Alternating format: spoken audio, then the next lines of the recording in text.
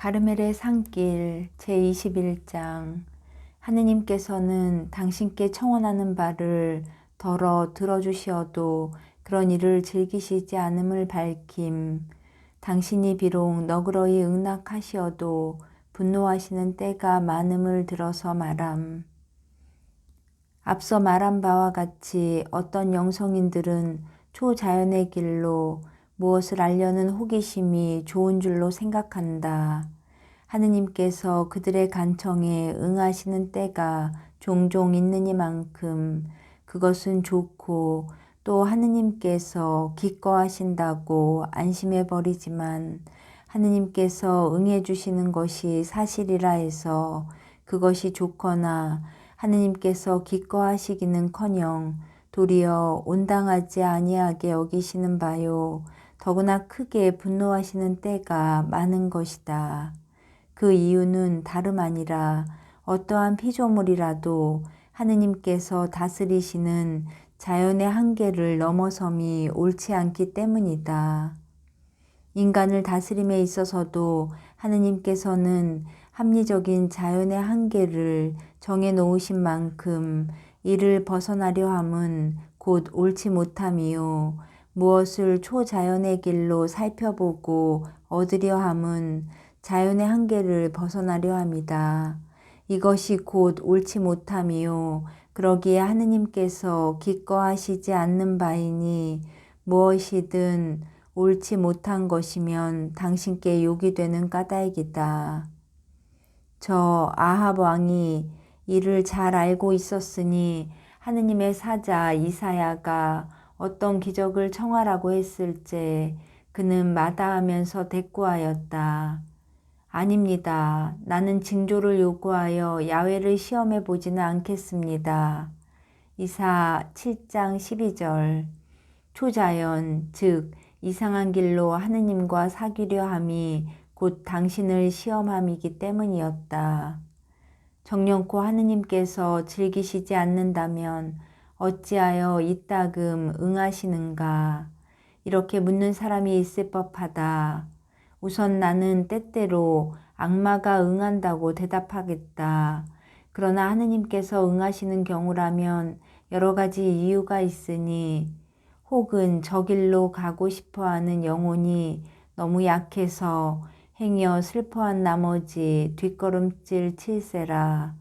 혹은 하느님의 노여움을 산 줄로 여겨 지나치게 괴로워할세라 가엾게 보시기 때문이건 아니면 이 영혼의 나약함의 바탕을 둔 하느님만이 아시는 다른 뜻이 있어서 그런 것.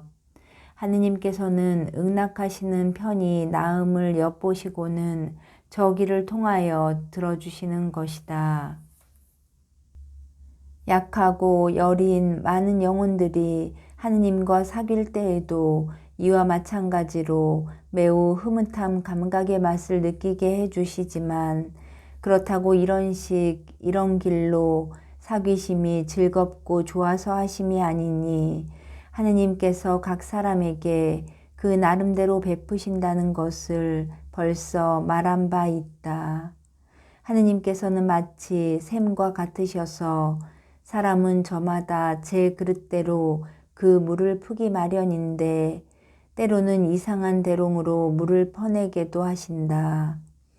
그러나 하느님 당신이 아닌 그런 것으로 물을 퍼냄은 옳지 못하니 하느님께서는 당신이 원하시는 때에 원하시는 대로 원하시는 사람에게 그리고 원하시기 때문에 사람의 뜻에 구애됨이 없이 주실 수 있으시다. 거듭 말하거니와 어느 선량하고 단순한 영혼이 행여 슬퍼할세라 그들의 청원을 참아 버리지 못하시는 때가 있기는 하지만 그렇대서 그것이 좋아서 하시는 일은 아니다. 이것은 다음의 비유로 더 잘 이해가 갈 것이다. 어느 집안의 아버지가 식탁 위에다 갖은 음식을 잔뜩 차려 놓았다 하자 물론 그 중에는 일품 요리도 있고 그만 못한 것도 있다. 한 어린아이가 요리를 청하는데 그건 일품이 아니라 첫눈에 띄는 말하자면 다른 것보다 먹어버릇한 음식이라 하자. 일품 요리를 준다 해도 받지 않을 것. 제가 맛들인 그것만을 달라고 할 줄을 그 아버지는 잘 알고 있다. 하지만 자식을 굶기거나 울려서는 안 될 일, 마음은 언짢으나 하는 수 없이 자식이 달라는 그 음식을 준다 하자. 이스라엘 자손들이 왕을 내주시라 간청했을 때 하느님께서 이와 같이 하셨으니 그들에게 왕을 세워주시기는 하면서도 언짢아 하신 것은 그들에게 이롭지 않은 까닭이었다. 그때 하느님께서는 사무엘에게 이렇게 말씀하셨다. 백성이 하는 말을 그대로 들어주어라. 그들은 너를 배척하는 것이 아니라 나를 왕으로 모시기 싫어서 나를 배척하는 것이다. 1사무 8장 7절. 이와 같이 하느님께서 어느 영혼들에게 응낙하시는 수가 있으니 그들에게 베푸시는 것이 비록 최상의 것은 아닐망정 그 길밖에 모르고 그리로만 가겠다 하는 영혼들이라 다른 도리가 없는 것이다. 그런 까닭으로 어떤 영혼들은 영성과 감성의 부드러운 맛을 가지게 되는데 하느님께서 이를 주심은 그들이 당신 아드님의 십자가의 고난과 같은 그 단단하고 딱딱한 음식을 먹을 만한 사람이 못 되기 때문이나 하느님께서는 그들이 다른 무엇에 손을 내밀기보다 이 십자가의 맛을 들였으면 하고 원하시는 것이다. 영스러운 맛을 감각으로 누리려 하기보다 초자연스러운 길로 무엇을 알고 싶어 하기가 훨씬 더 나쁘다고 나는 생각한다. 당치도 않은 이런 욕심을 부리는 사람이 아무리 좋은 목적을 가지고 아무리 완덕의 상태에 있다 하더라도 그는 적어도 소재를 면할 수 없으리니 그 사람뿐 아니라 일을 시키는 사람이나 찬성하는 사람도 마찬가지이다. 우리에게는 스스로를 다스리기에 충분한 자연 이성과 복음의 법칙 및 진리가 있으므로 그런 따위가 필요치 않고 한편 하느님을 기쁘게 해드리고 영혼을 이롭게 하는 이런 방법으로 해결하고 구제하지 못할 만큼 그러한 아쉬움과 어려움이 없기 때문이다.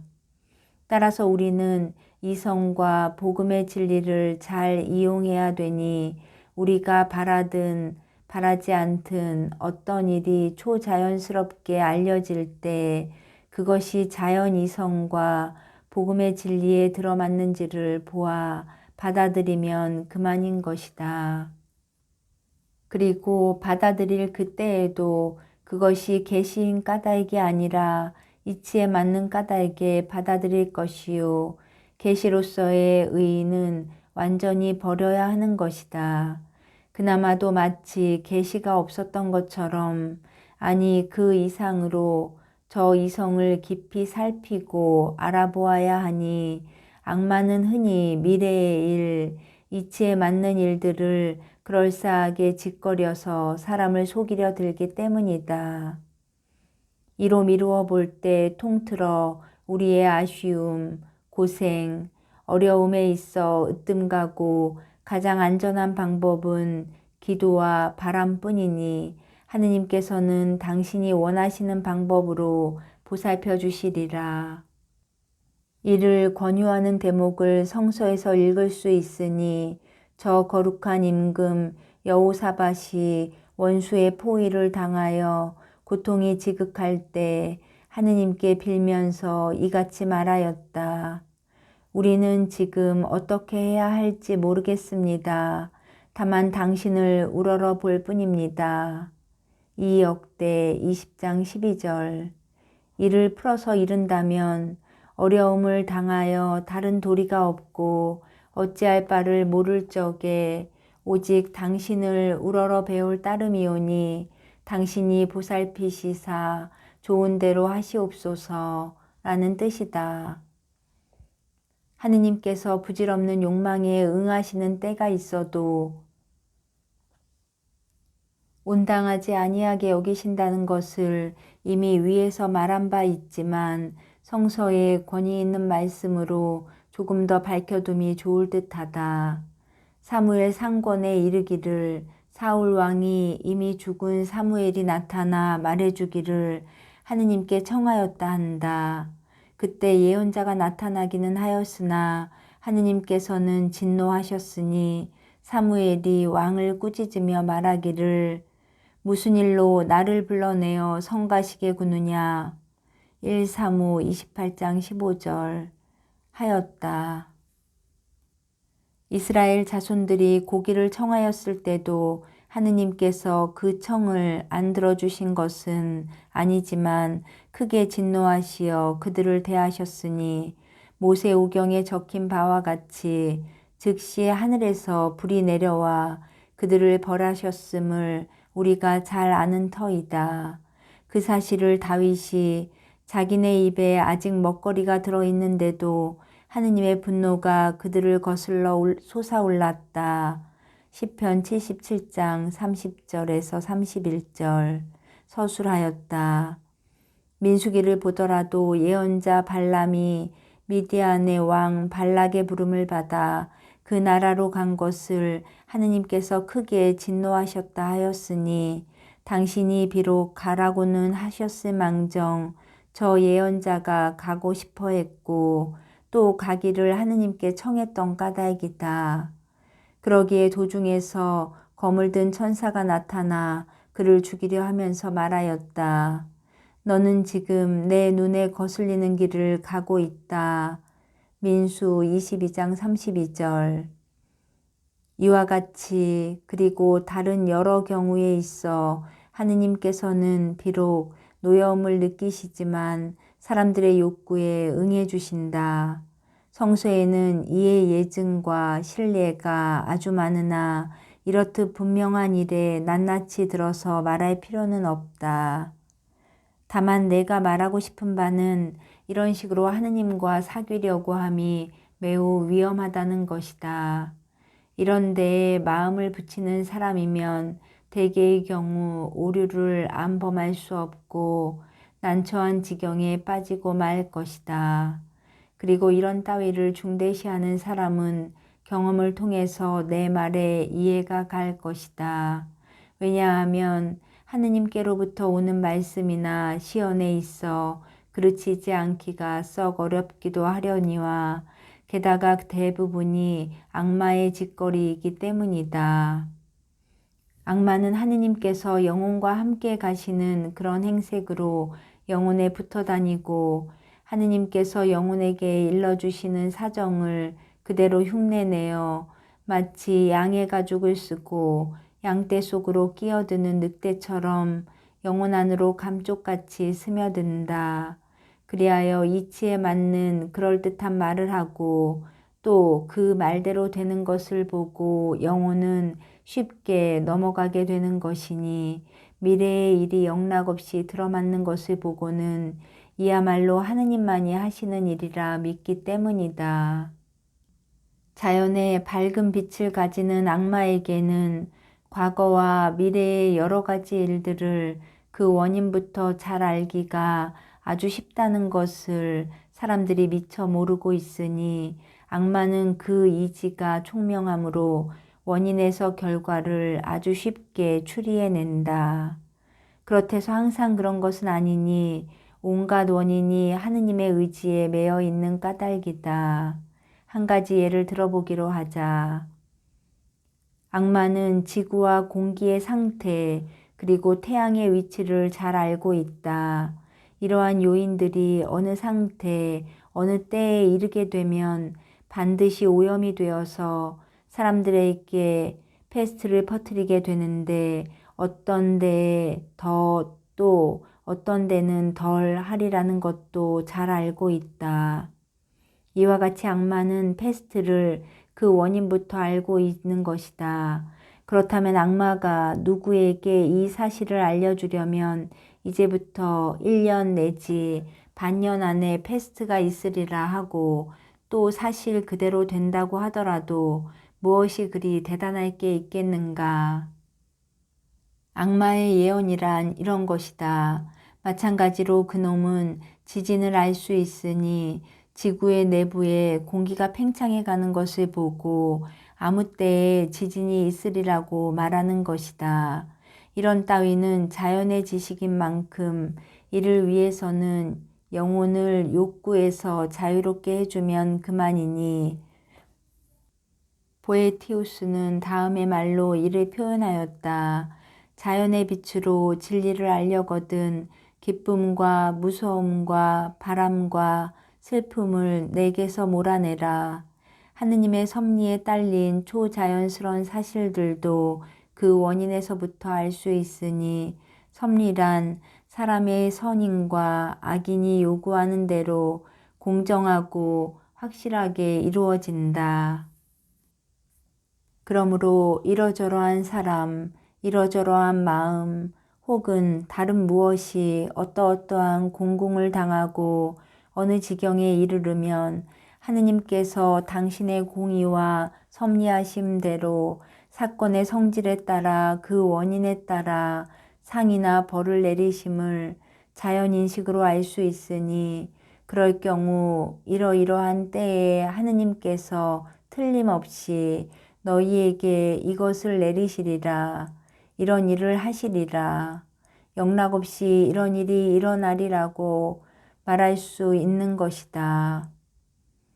성 유디시 홀로페르네스에게 말한 것이 이런 따위로서 이스라엘 자손들이 꼭 망하리라고 그를 설득시키기에 앞서 그들이 범한 처절한 죄악을 먼저 이야기하였다. 그리고는 곧 이어서 말하였다. 그들이 이런 일을 함으로 멸망할 것은 확실하옵나이다. 이는 바로 그 원인으로부터 벌을 아는 것이니 바꾸어 말하자면 이런 죄들이 지극히 공의하신 하느님의 이런 벌을 재촉할 것은 틀림없나이다 하는 것과 마찬가지이다. 역시 하느님의 예지도 사람이 죄를 지으면 쓴 것으로 벌을 받는다. 지혜 11장 16절 가르치셨다. 악마는 이런 일들을 제 본성으로 알 수 있을 뿐더러 하느님께서 이와 비슷한 일들을 하시는 것을 본 경험에서도 알아서 미리 말할 수도 있고 그리고 적중시킬 수도 있다. 토비야 역시 니느웨 읍의 벌을 그 원인으로부터 알았으니 그 아들에게 이렇게 타일렀다.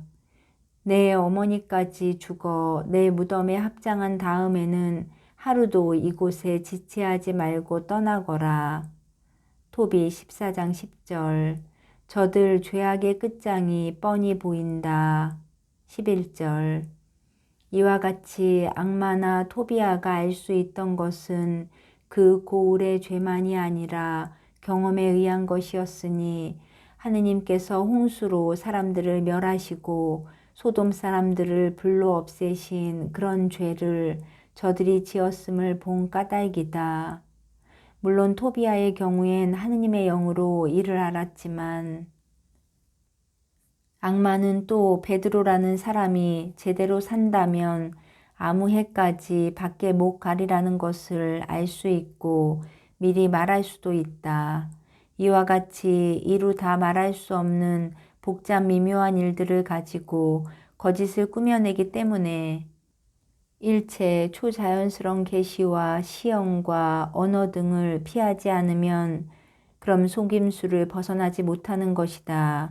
이렇게 볼 때 이런 따위를 받아들이는 사람을 하느님께서 분노로 대하심이 정말 옳으니 위엄과 자부심과 호기심 그리고 교만의 가지와 허영심의 뿌리 및 바탕이며 하느님 이를 가벼이 봄 많은 사람이 빠져든 숱한 악의 요인에 함부로 뛰어드는 것을 환히 보시기 때문이다.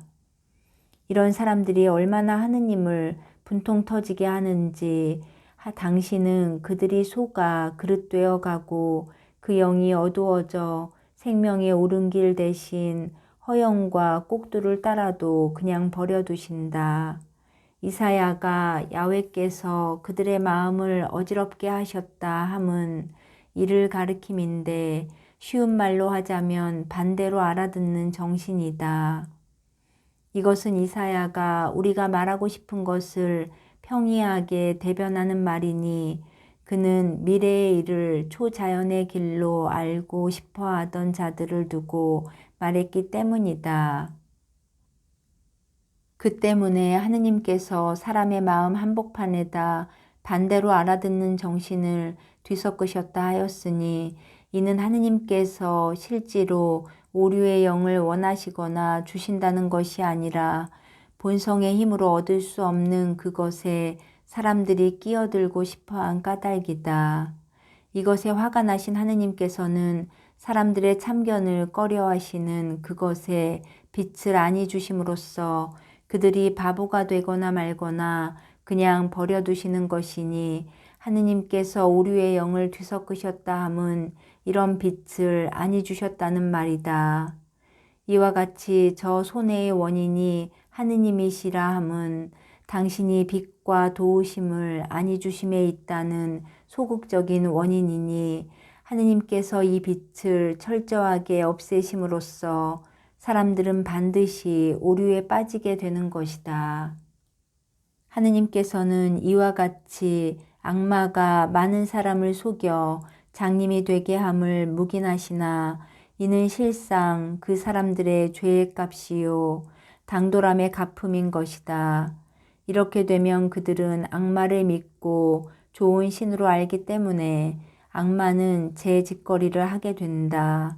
따라서 사람들은 악마가 선신이 아닌 줄을 잘 알면서도 별 수 없이 속아 넘어가기 마련이니 이는 하느님의 묵인으로 무엇이든 반대로 알아듣는 영이 씌워진 까닭이다. 아합 왕의 예언자들이 이런 일을 당한 사실을 우리가 성서에서 읽을 수 있다. 하느님께서는 그들이 거짓말의 영에게 속도록 그냥 버려두시어 이를 악마에게 묵인하시며 이르시었다. 그렇게 꿰어내면 되겠군. 가서 그대로 하여라. 1열왕 22장 22절. 과연 악마는 왕과 예언자들을 어떻게 속였던지 다른 사람들이 예언한 바와는 정반대로 진실을 예언한 미가야 예언자를 믿으려 들지 않았다. 그 일이 왜 있었느냐 하면 그들이 자기네 좋은 대로 일이 되기를 고집하고 자기네가 요구하고 바라는 대로 하느님께서 응해 줍소사 하는 사심이 있던 탓이었으니 이런 태도는 하느님께서 틀림없이 그들을 장님으로 속고 있도록 그냥 버려두시기에 넉넉한 것이다. 에제키엘도 하느님의 이름으로 이를 예언하여 허영심과 호기심에서 하느님의 길로 무엇을 알아내려 하는 자를 두고 말하셨다. 어떤 사람이 예언자에게 와서 묻는다면 이 야훼는 친히 대답해 주리라. 만일 예언자가 꿰매 빠져 그런 말을 한다면 바로 내가 그 예언자를 유혹한 것이다. 에제 14장 7절에서 9절. 이 말씀은 그 사람이 속지 않도록 당신 은혜로 보살펴 주시지 않는다는 뜻으로 풀어야 하니 주인 내가 분노하며 몸소 그에게 대답하리라 함은 이를 의미한다. 즉 이는 곧 그 사람에게서 당신의 은혜와 도우심을 거두신다 함이니 이렇게 되면 하느님의 가호가 없으므로 속는 결과가 없으려야 없을 수 없게 된다. 이때를 만나 악마는 얼씨구나 하고 그 사람이 즐기고 원하는 대로 응하여 주는데 그 사람은 거기에 구미가 당기고 또 악마의 대답이나 그와의 수작이 제 마음에 들므로 속아도 아주 대단하게 속고 만다. 이 장의 제목에서는 하느님께서 응답을 하셔도 분노하시는 때가 있음을 증명하리라 했는데 약간 그 문제에서 벗어난 느낌이다. 그러나 자세히 살펴보면 이상 전부는 우리의 문제를 풀어주는 데 도움이 되리니 별의별 모양으로 속기에 알맞은 그런 시연을 원하는 것은 일체 하느님께서 온당하지 아니하게 여기신다는 것이 분명해졌기 때문이다.